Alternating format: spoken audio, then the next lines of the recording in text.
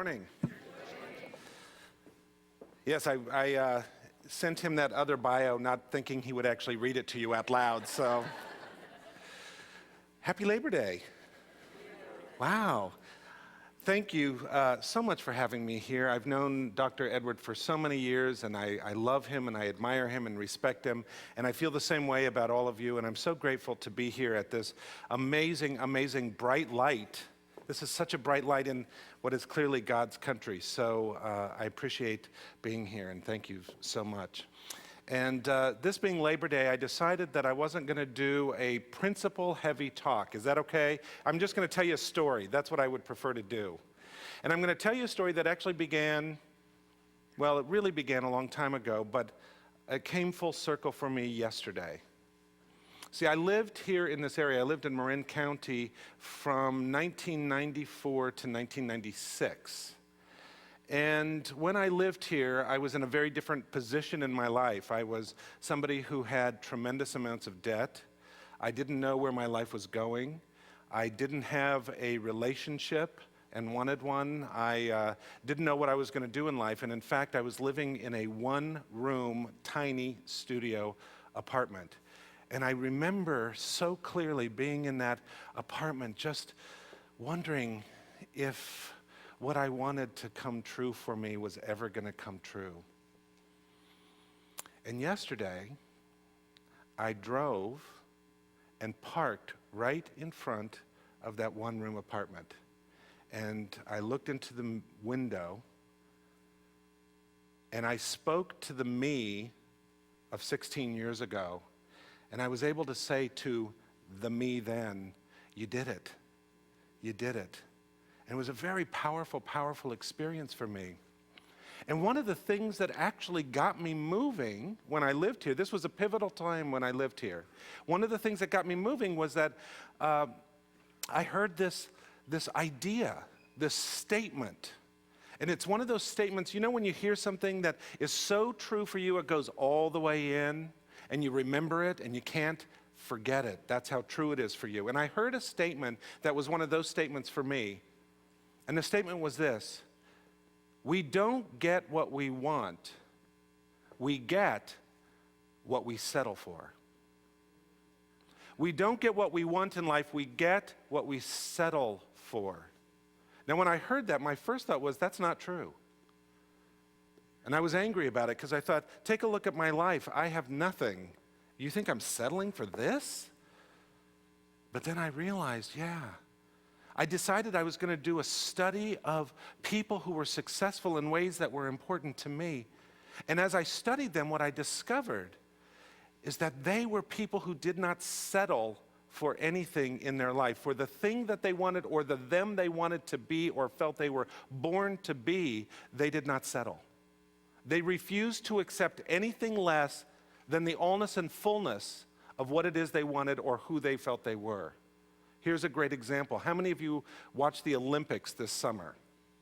A lot of you, yeah. There was one athlete in particular that stood out for me, and I wrote his name down, Oscar Pistorius. He was the South African sprint runner. And you'll remember him because he was the man who had the double below the knee amputation. And he was in the Olympics.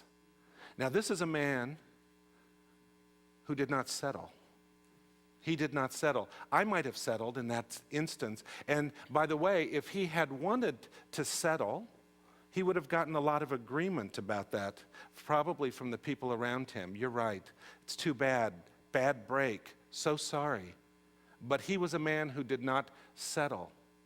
And he had, in the Olympics, if you saw him, those really amazing prosthetic limbs that looked, you know, like this. In fact, they call him Blade Runner. And he not only became somebody who sprints, but he became one of the fastest men in history. He did not settle. And in the process of doing that, he has inspired millions and millions of people all around the globe simply by not settling for less than all of who he wanted to be. We do not get what we want. We get what we settle for, unless, of course, we decide not to settle. So I learned this lesson pretty profoundly for me a number of years ago. I decided that I was going to choose an area in my life where I typically settled. Not one of the areas where I felt like I had exceeded or mastered or any of those areas, but really I looked at the area of my life that I felt I was weakest in, and it happened to be the area of exercise. Exercise. Anybody who knows me even a little bit knows I am not a person who likes to exercise. Some of you may be brilliant exercisers. I am not that person. I am the opposite of wanting to exercise. 180 degrees, have I made my point? I'm that person, okay. And I decided I was going to do a study, a test. For 90 days, I like doing 90-day studies. For 90 days, I decided I was going to go from here all the way to the other side and do something intense around the area of exercise. And what I decided to do was this thing, maybe you've heard of them, they're called exercise boot camps. Oh dear. Exercise boot camps. As it turns out, it is 6 o'clock a.m. every morning, and it takes place in the park 2 blocks away from where I live. How could I say no to this? And it was the perfect opportunity for me to really explore something completely different out of my comfort zone. And I agreed to do this for 90 days. So, when that morning came up, I put on my grubbiest clothes, and I had my brand new shiny yoga mat, because you have to bring a yoga mat, so mine was still in the plastic, of course. And I show up, and this shows you how much resistance I had to doing this exercise. I actually drove the 2 blocks. Slow learner. So I drove the 2 blocks, and I get out of the car with my brand new yoga mat in its shiny plastic, and I'm taking the plastic off, and I'm noticing that there's about 30, 35 people in this area in the park. And I'm the kind of person that when I do something new, especially if I'm a little uncomfortable or a lot uncomfortable in this case, I like to stand to the side and just kind of look at it, study it, see what's going on here and where my place is in the whole thing. And what I discovered, it was like a sociological experiment. It was like the first thing that they have you do in this exercise boot camp is you form a big circle, put down your mat, form a big circle, and you do exercise, stretching and yoga for about 10 or 15 minutes. So I'm seeing people are starting to form the circle. It's a few minutes before 6, and they're starting to form the circle. And I'm noticing that the people at the far end of the circle over there, these people had matching outfits, first of all. I appreciate that. And they had matching outfits. Their yoga mats were very well used, and they were already doing stretching. Like we hadn't even started yet, and they were already doing the stretching. And they were in it, and they were focused, and they weren't talking to each other. They were clearly had already begun. On this side of the circle, completely opposite, were people who were talking to each other. They were dressed like me. They were very grubby, and they were talking and kind of saying things like, "Oh, I can't believe we have to do this again," and 6 o'clock is so early, and rolling their eyes and doing all that kind of stuff. And then various degrees around formed between the 2 polar opposites of this thing. And I took a look at this group, and I thought, I found my people. So I put my yoga mat here, right in between, and I'm right here. And I started talking to these guys, and they were telling me that they called themselves the schlubbies. For them it was almost like a social time for them in a sense. Now, the interesting thing about exercise boot camps, which I discovered very quickly, is that they don't have gentle and loving trainers. They have what they call drill sergeants. And the drill sergeant really was a drill sergeant, and he would come out and bark orders, and it wasn't one of those things which is, you can do another 5. It was, dude, give me another 5 right now. That is so not me, okay? That is so not me. But I thought, okay, I'm here. And so we started doing it, and as we were doing the stretching and all of that, the people were talking, and every time the drill sergeant would yell at us, bark at us to do something else, oh, the schlubbies, they'd be like, oh, really? You know, and they would try to get away with only doing 10 instead of 15 and things like that, versus the people on the other side, if the drill sergeant said do 15, they would do 20, you know, and here it was like rolling eyes and all this kind of stuff. So, you know, I thought, okay, this is okay. I can do this for 90 days. It's not my thing, but I can do this for 90 days. And I did. And that's kind of what happened for a few weeks. About halfway into the 90 days, I had a thought that popped up in my mind. Just one thought, simple little thought, in the form of a question. And the thought went like this. It said, why are you in the exercise boot camp? And I thought about it for a moment, and I answered myself, and I said, self, I'm in the exercise boot camp because, you know, I wanted to do this experiment for 90 days of doing something completely different. And that same voice, that small voice within said, you're not doing it. And I started to argue with myself, and I said, what do you mean? I'm driving every day to this thing. And that voice said, exactly, you're driving every day to an exercise boot camp. Oh. See, what I had done is I had said something that I wanted, which is I wanted a different experience in this area of my life. But when I got there, I found the spot in the circle that basically kept me right where I was. I didn't get what I wanted. I was getting for what I was settling for. On the surface, it looked good, but the truth was I wasn't really in it. So when you have that kind of thought, of course, you have to follow through. And so I decided I was going to do it differently from that morning on. So I went that morning. First of all, I walked to boot camp that morning. Thank you. Thank you for feeling my pain. It was a long haul for 2 blocks. Anyway, so I walked to boot camp, and I got there, and instead of putting my mat down with the schlubbies like I did every single morning, I got there early, and I walked over there, and I put my mat down. I found the 2, like, you know, most buff guys that took it the most seriously, and I put my mat down literally right between them. In fact, I actually kind of had to ask one of them to move his mat a little bit, and I put my mat right down between these 2 guys. Now I have to tell you, this did not go unnoticed. It was one of those situations, it's almost like a sitcom when something happens and everybody goes. Even the drill sergeant was speechless for me. He's like, what's going on? What? It's kind of like, you know, if you think about it this way, it's like if you remember back in middle school or in high school, do you remember all the social hierarchies they had back then, how complicated it all was? Oh my God. And you would see that in the lunchroom, right? So one table would be the most popular kids, and then you'd have the drama kids, and you'd have the jocks, and you'd have the audio-visual team and the chess team and all that, and way in the back would always be the least popular kids, right? They'd have their own table. This was like one of those kids taking his tray, getting up, and walking to the most popular table and sitting it down.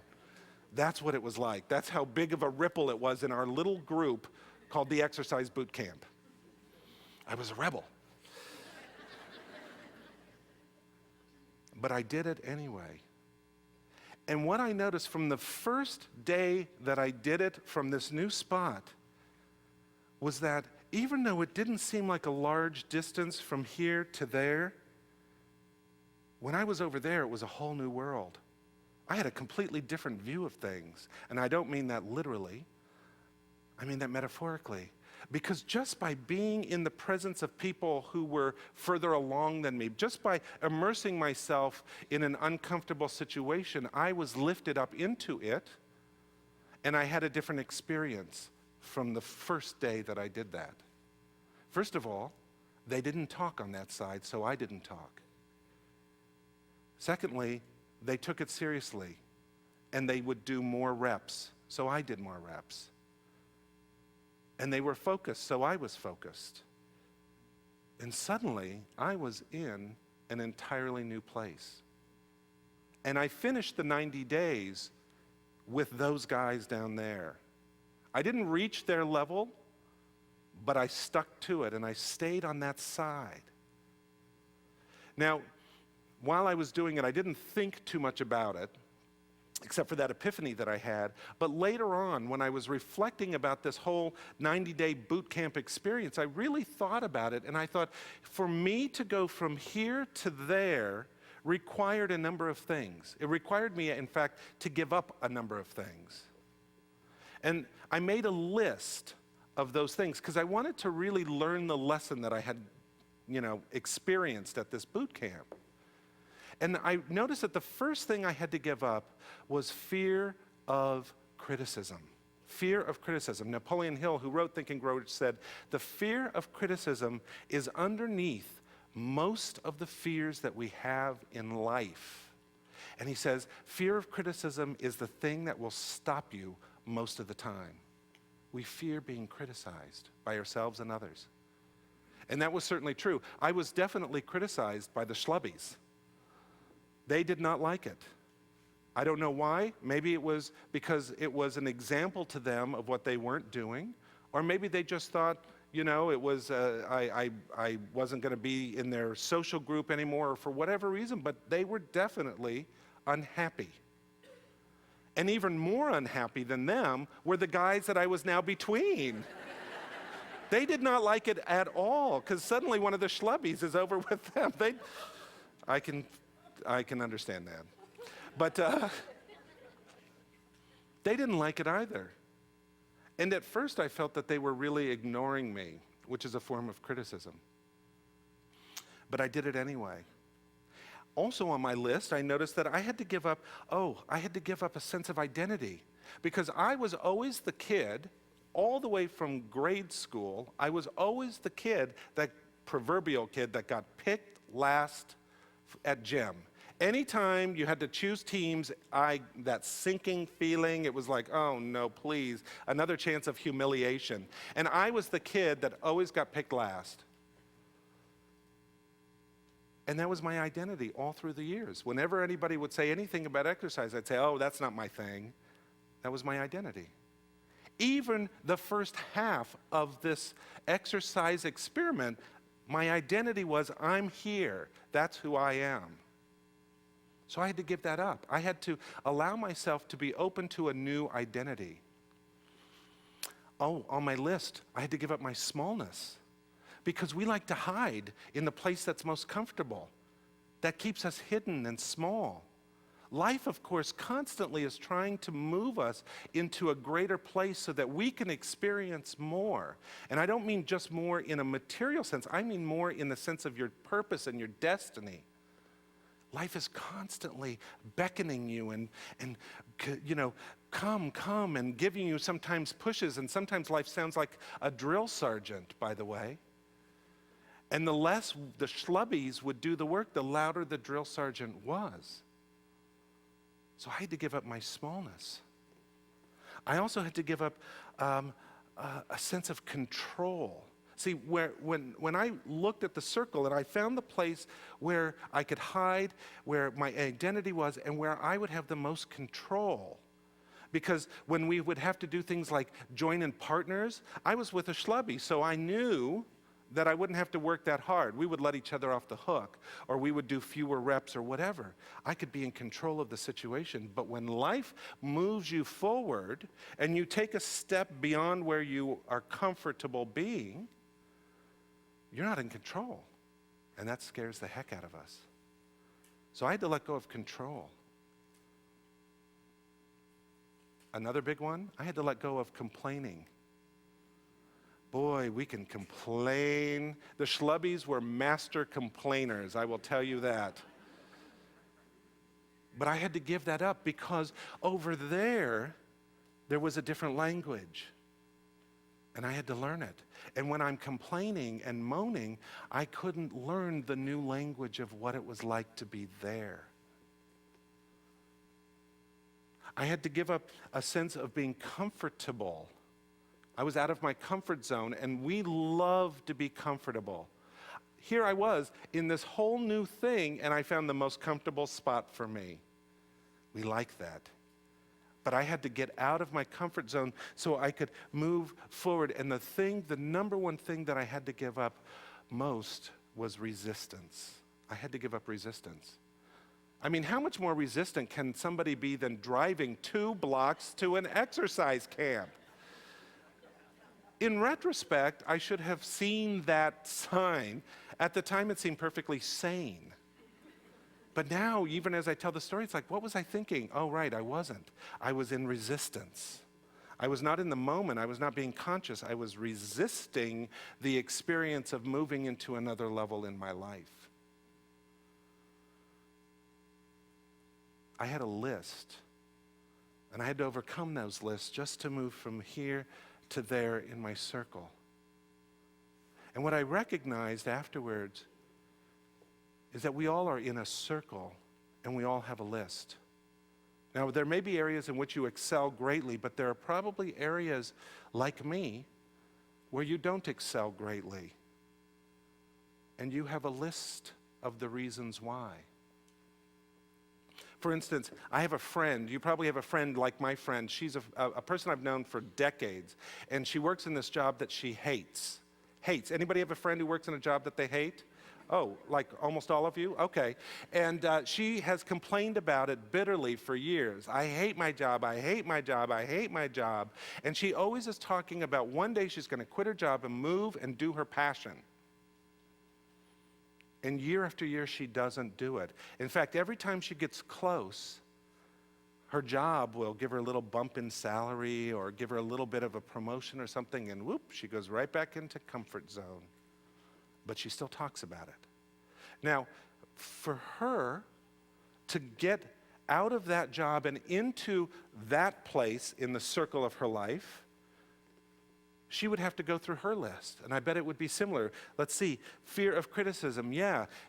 What kind of criticism would you get from family and friends if you were to quit your job to go pursue your passion? What, are you nuts? Don't you know the economy's so bad?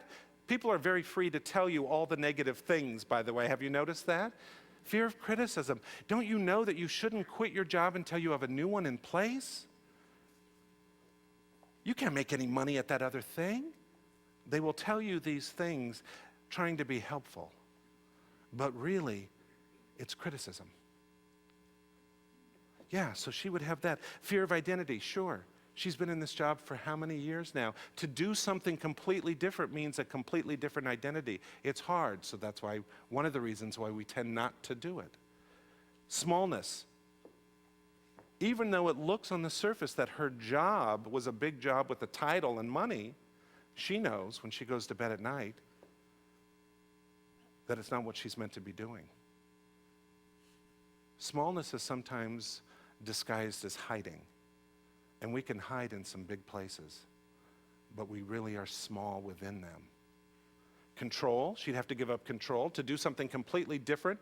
That's a control issue, yeah. Comfort, definitely.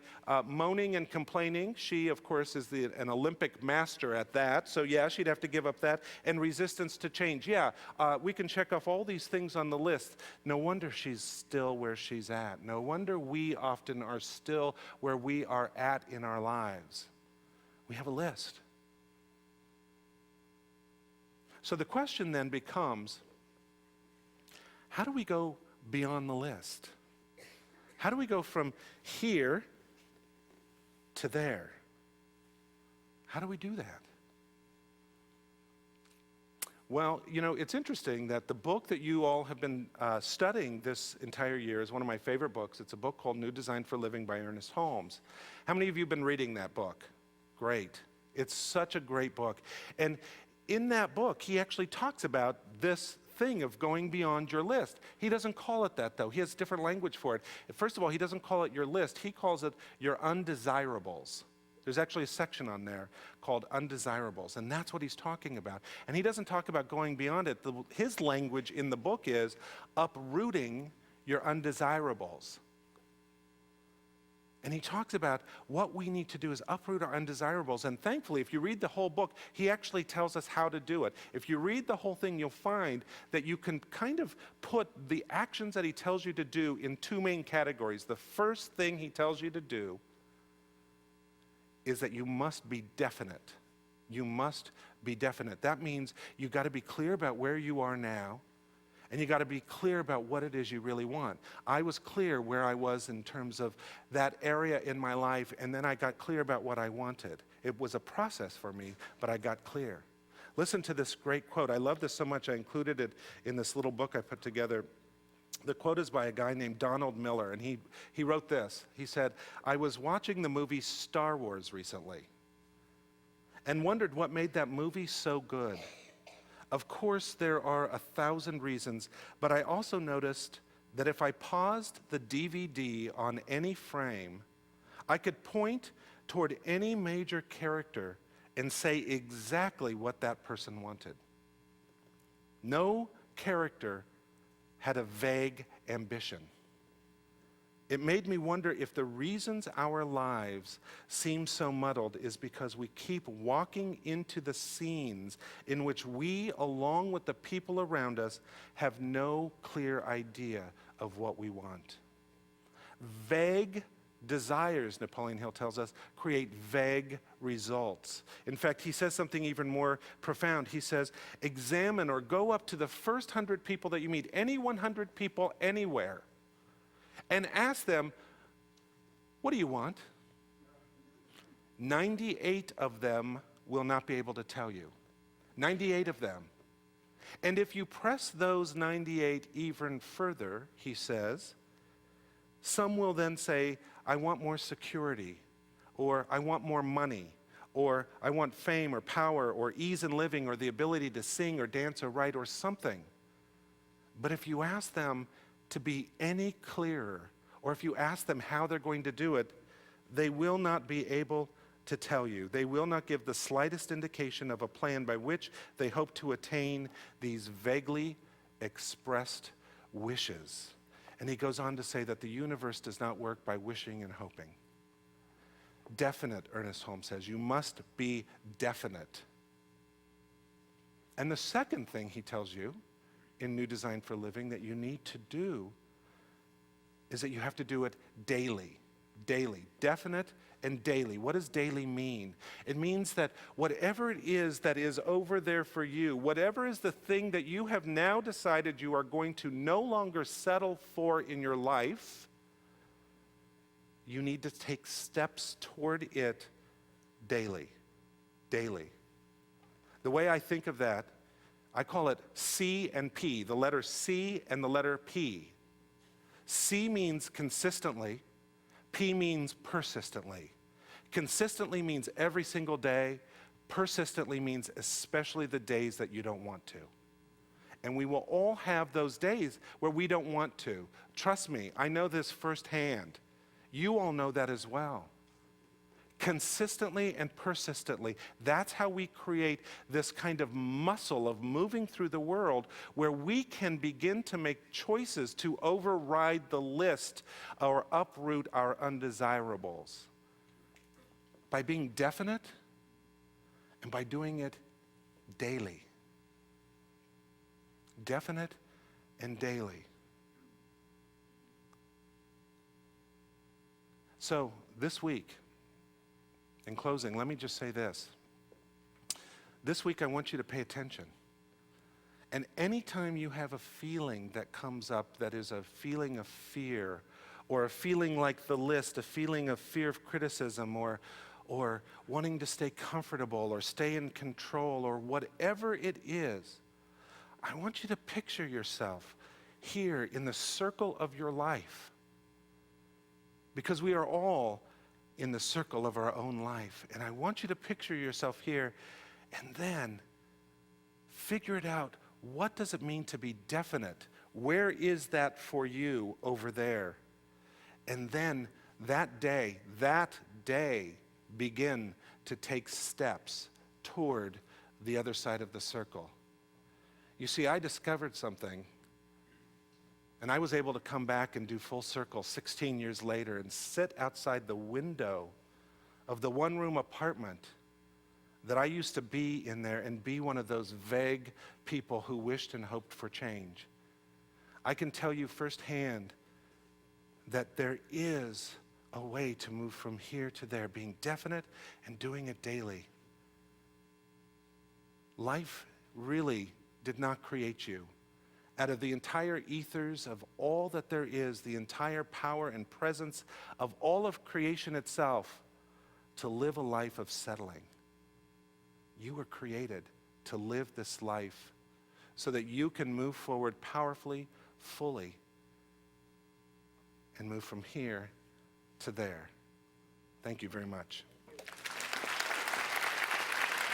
It's time for us to have our offering, a time of sharing from our treasure. I invite you to take your gift in your hand and to say these words. I bless this gift. I send it forth to heal and prosper. It does amazing work in the world. Yeah. Ushers, won't you please stand and receive the gift?